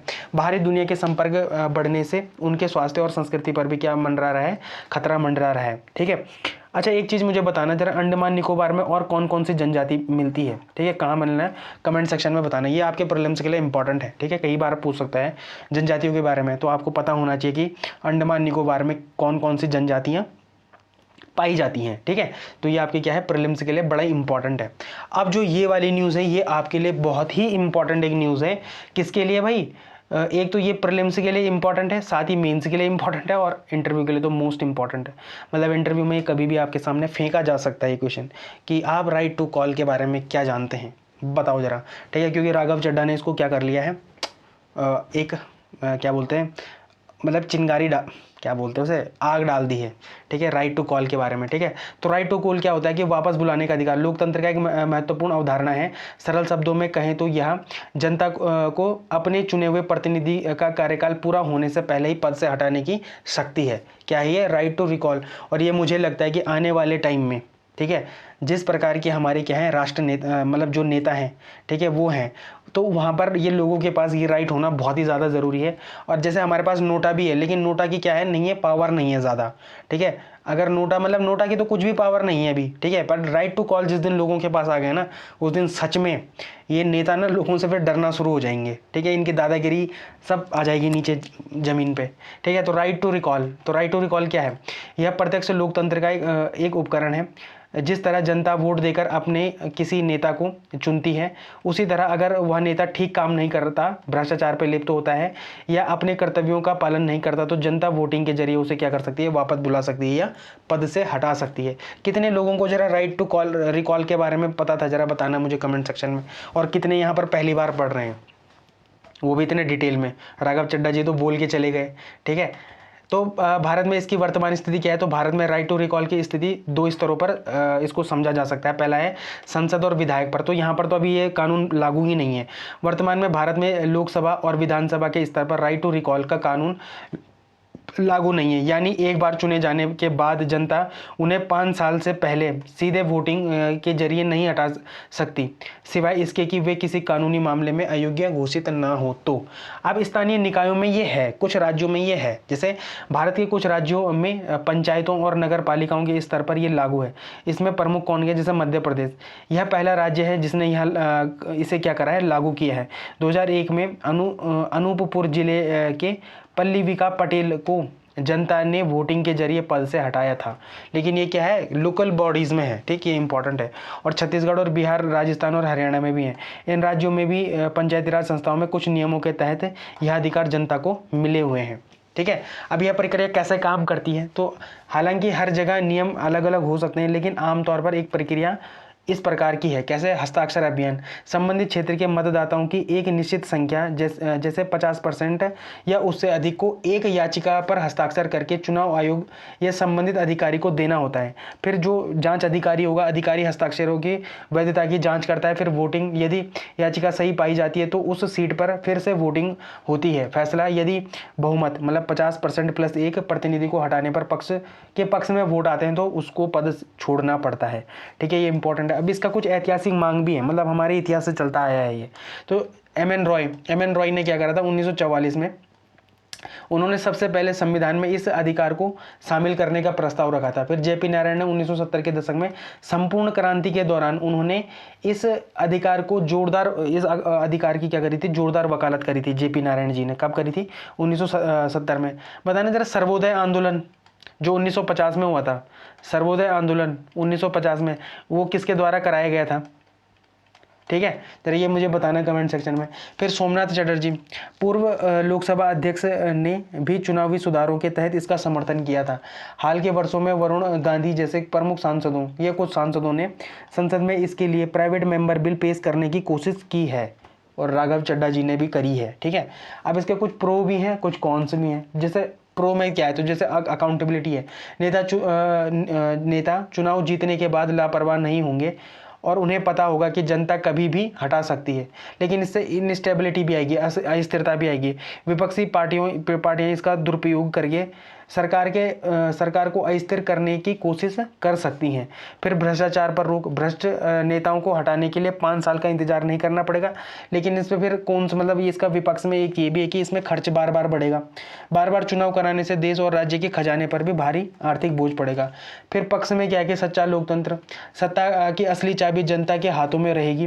पर विपक्ष में क्या होता है कि नेता लंबी अवधि की योजनाओं के बजाय सिर्फ क्या अपनी सीट को बचाने के लिए लोक लुभावन कार्यों में फंस सकते हैं। जैसे हम क्या करते हैं? फ्री बीज बांटते हैं, ठीक है। तो ये कल्चर क्या होगा? फिर और ज़्यादा बढ़ जाएगा, है ना। तो ये इंपॉर्टेंट है। फिर कुछ देशों में ये पहले, जैसे स्विट्जरलैंड, यहाँ के कुछ कैंटेन मतलब कुछ प्रांतों में ये पूरी व्यवस्था क्या है? लागू है। अमेरिका, कई राज्यों जैसे कैलिफोर्निया के गवर्नर तक को रिकॉल करने का अधिकार है, ठीक है, अधिकार है यहाँ पर, ठीक है। फिर यूनाइटेड किंगडम, यहाँ रिकॉल ऑफ एमपीज एक्ट 2015 लागू है, लेकिन जनता की मर्जी से नहीं, बल्कि तब लागू होता है जब सांसद किसी गलत काम का दोषी पाया जाता है, तभी क्या होता है ये रिकॉल फॉर एमपीज एक्ट 2015, जो कि कहाँ पर है? यूनाइटेड किंगडम में है, मतलब इंग्लैंड में है। तो ये इंपॉर्टेंट है, ठीक है। तो ये आपके पास एमसीक्यू है। आई होप आपको समझ आएगा राइट टू रिकॉल क्या है। समझ आया तो जरा लाइक, शेयर, सब्सक्राइब, कमेंट जरूर करना जरा आज, और जरा लाइक पे दबा के मारना आज, ठीक है, क्योंकि ये एक ऐसा टॉपिक है, मुझे नहीं लगता ऐसा किसी ने भी बताया होगा आपको कभी, ठीक। अब देख लेते हैं एक स्टैच्यूटरी बॉडी के बारे में, राष्ट्रीय अल्पसंख्यक आयोग के बारे में देख लेते हैं। तो ये क्या है? एक सांविधिक निकाय है, मतलब एक स्टैच्यूटरी बॉडी है। इसकी स्थापना कब हुई थी? इसकी स्थापना राष्ट्रीय अल्पसंख्यक आयोग अधिनियम 1992 के तहत 1993 में की गई थी। तो राष्ट्रीय अल्पसंख्यक आयोग कब बना था भाई? 1993 में बना था। कौन से एक्ट से बना था? तो national commission for minority act 1992 के तहत बना था ये 93 में। इसमें कितने समुदाय हैं? तो 6 समुदाय हैं। कौन कौन सा? मुस्लिम, ईसाई, सिख, बौद्ध और पारसी हैं। जैन भी हैं इसमें। जैन समुदाय को सबसे अंत 2014 में अल्पसंख्यक का दर्जा दिया गया था। तो इसको जरा कहीं पर नोट करके लिख लो, ये कहीं भी कभी भी आपके ना प्रिलिमिनरी एग्जाम में आ सकता है, ठीक है। तो ये इंपॉर्टेंट है। फिर आयोग की संरचना क्या है? तो 7 सदस्यीय मेंबर बॉडी है। एक अध्यक्ष होता है, एक उपाध्यक्ष होता है और 5 अन्य सदस्य होते हैं। अनिवार्य शर्त क्या है? आयोग के सभी 7 सदस्य अल्पसंख्यक समुदाय से ही होने चाहिए। नियुक्ति क्या है, इन सभी की नियुक्ति केंद्र सरकार द्वारा ऐसे व्यक्ति से की जाती है जो ख्याति प्राप्त होंगे, योग्य होंगे और सत्यनिष्ठ होंगे। मतलब देखो, जो अपना कौन है, जो अपना राष्ट्रीय अल्पसंख्यक आयोग है, जो इसके संरचना है या जो इसका सदस्य हैं, उनकी नियुक्ति कौन करता है, तो केंद्र सरकार के द्वारा ऐसा व्यक्ति करता है जो क्या है, इस मामले में ख्याति प्राप्त हो, योग्य हो और सत्तानिष्ठ हो। ठीक है, वहाँ पर ऐसे भी पूछ सकता है कि राष्ट्रपति करता है, लेकिन राष्ट्रपति इनकी नियुक्ति नहीं करता है, ये इंपॉर्टेंट है। फिर कार्यकाल और सेवा शर्तें क्या है, तो कार्यकाल क्या है, अध्यक्ष और प्रत्येक सदस्य का कार्यकाल 3 वर्ष का होता है। और बताना 3 वर्ष का कार्यकाल और किस किस का है, ठीक है, और कौन कौन से आयोग के अध्यक्षों का है। ठीक है, मैंने आपको बताया हुआ है, ये इंपॉर्टेंट है। कोई भी सदस्य केंद्र सरकार को लिखित त्याग पत्र देकर अपना पद छोड़ सकता है। केंद्र सरकार कुछ विशेष परिस्थितियों जैसे दिवालिया होना, शारीरिक और मानसिक अक्षमता या पद का दुरुपयोग में उन्हें पद से हटा सकती है। तो ये क्या है, इंपॉर्टेंट है। फिर इसके कुछ कार्य जैसे मूल्यांकन करना, है ना, मूल्यांकन किसका करना, राज्य और संघ और राज्य के तहत अल्पसंख्यकों के विकास की प्रगति का मूल्यांकन करना। ठीक है, तो ये इंपॉर्टेंट है। उसके बाद है निगरानी करना, मॉनिटरिंग भी करते हैं ये। संविधान और संसद राज्य विधानमंडलों द्वारा बनाए गए कानूनों में अल्पसंख्यकों को दिए गए सुरक्षा उपायों के कामकाज पर नजर रखना। फिर शिकायत निवारण, अल्पसंख्यकों के अधिकार के हनन से जुड़ी विशिष्ट शिकायतों की जांच करना और उनसे संबंधित अधिकारियों की पहचान करना, ये भी है। फिर अनुसंधान भी है, अल्पसंख्यकों के सामाजिक, आर्थिक और शैक्षणिक विकास से जुड़े मुद्दों पर अध्ययन और शोध करना। ठीक है, फिर केंद्र सरकार का समय समय पर अल्पसंख्यकों की स्थिति का विशेष रिपोर्ट सौंपना। मैं आपको कुछ दिन पहले मैंने बताया था ना कि अल्पसंख्यक शिक्षा बोर्ड बन रहा है, कहाँ पर, उत्तराखंड में, जब क्या हुआ था, मदरसा बोर्ड की समाप्ति हुई थी, अभी कुछ ही दिन पहले की न्यूज़ है। तो इसको भी जरा अपने ध्यान में रखना, इंटरलिंक करते हुए चलना यहाँ पर।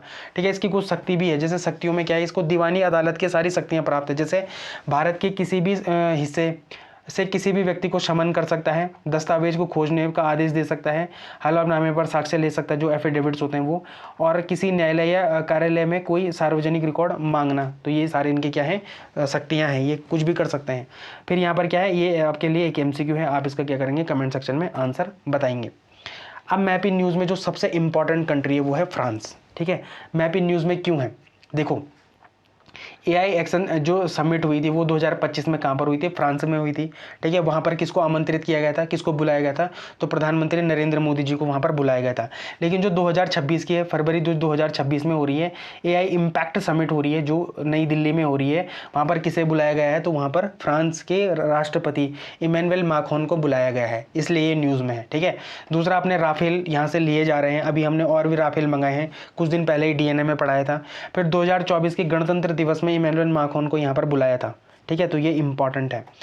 फिर इसकी जो भौगोलिक स्थिति है, जरा इसको देख लेते हैं, यहाँ से अब क्वेश्चन बनने के चांसेस आपके पास ज़्यादा हैं। ठीक है, तो फ्रांस पश्चिमी यूरोप का सबसे बड़ा देश है। इसके जो क्या है, इसका जो आकार है वो क्या है, हेक्सागोनल शेप का है। तो इसको अक्सर में क्या बोलते हैं, हेक्सागोनल भी कहा जाता है। किसको, देखो ये है ना हेक्सागोनल, ये, ठीक है, हेक्सागोनल आकार का ही तो है ये। ठीक है, अब इसमें जो मानक समय होता है ना, वो 2 तरीके से होता है। ठीक है, यह अपनी घड़ियों को सर्दियों में GMT 1 के साथ और गर्मियों में GMT 2 के साथ क्या करते हैं, सेट करते हैं। तो ये इंपॉर्टेंट है। ठीक है, फिर कुछ बाउंड्री, मतलब कुछ देशों के साथ ये बाउंड्री शेयर करता है। फ्रांस की सीमाएं कुल 8 देशों और 3 प्रमुख जल निकायों के साथ अपनी क्या करती हैं, बाउंड्री बनाती हैं। ठीक है, पहले देखो बेल्जियम के साथ, उत्तर पूर्व बेल्जियम, यहाँ पर इसके साथ बाउंड्री शेयर करता है। फिर है लग्जमबर्ग के साथ करता है। ठीक है, फिर है जर्मनी के साथ करता है, लग्जमबर्ग के साथ करता है। ठीक है, फिर है स्विट्जरलैंड ये पूर्व में करता है। फिर इटली के साथ करता है, फिर मोनाको के साथ करता है, फिर यहाँ पर एंडोरा के साथ भी करता है ये बॉर्डर शेयर, फिर स्पेन के साथ भी करता है बॉर्डर शेयर। ठीक है, तो ये सारी चीज़ें हैं। फिर कुछ जलीय सीमा है, जैसे नीचे क्या है, जैसे ये मेडिटेरियन सी है। ठीक है, यहाँ पर क्या है, मेडिटेरियन सी है। ठीक है, ऊपर क्या है, इंग्लिश चैनल है, इधर क्या है, अटलांटिक ओशियन है। ठीक है, 3 बॉडीज़ के साथ क्या करता है, ये बाउंड्री शेयर करता है। ठीक, तो ये इंपॉर्टेंट हो गया।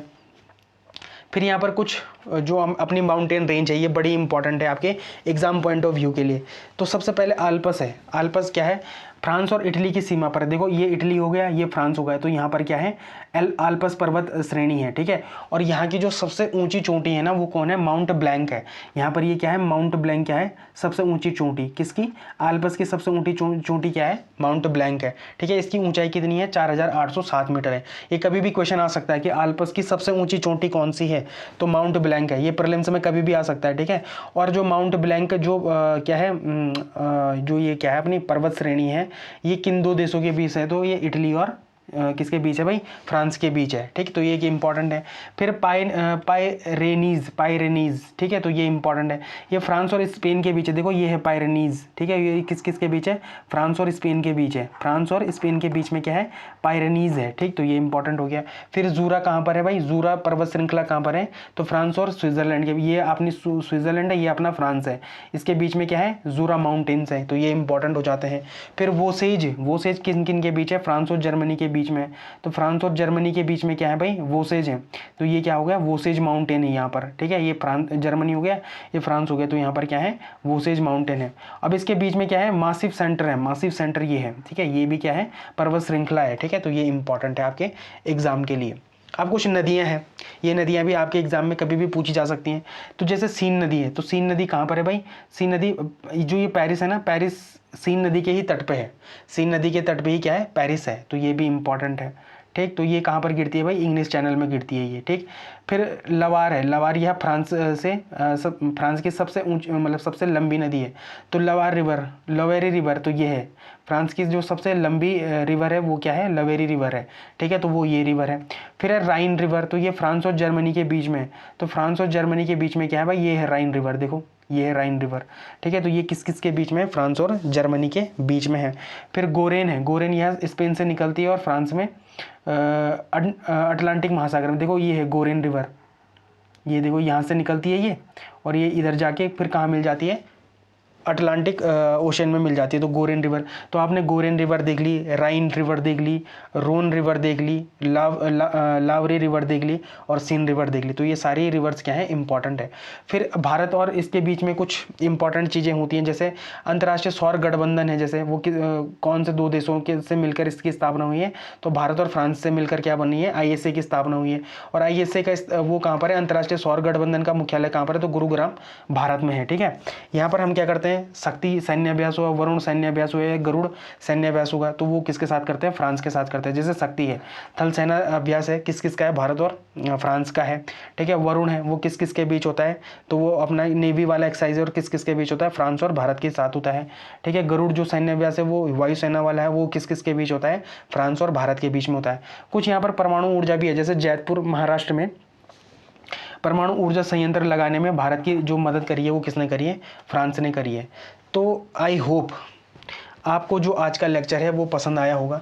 अगर आपको आज का लेक्चर पसंद आया है तो लाइक शेयर सब्सक्राइब और कमेंट जरूर करें। Thank you so much.